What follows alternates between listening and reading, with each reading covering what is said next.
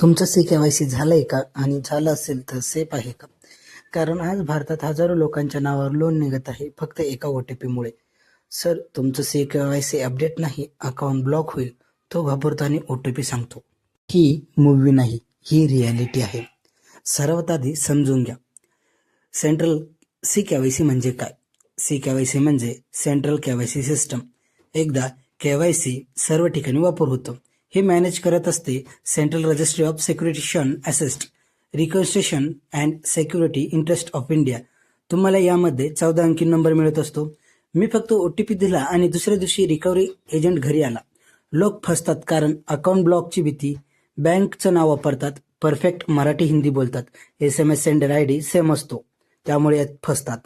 लक्षात ठेवा, बँक कधीही OTP मागत नाही. CKYC फोनवर अपडेट होत नसते.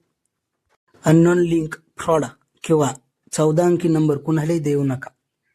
सर्वात आधी CKYC अपडेट चेक करा. तुमचा एक शेअर कुणाचं तरी लाखोंचं कर्ज वाचवू शकतो. सायबर फ्रॉड थांबवायचा असेल तर हा व्हिडिओ प्रत्येक मोबाईलमध्ये पोहोचला पाहिजे.